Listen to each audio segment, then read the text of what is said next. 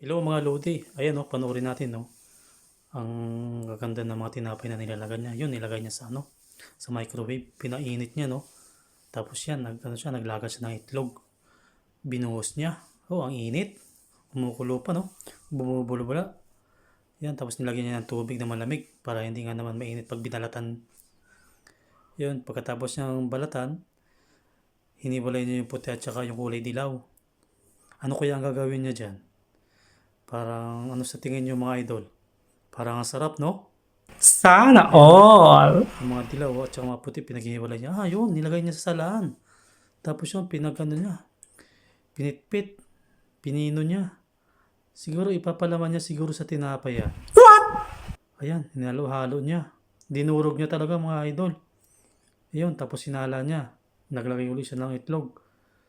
Tapos naglagay ulit siya ng tinapay sa kawali.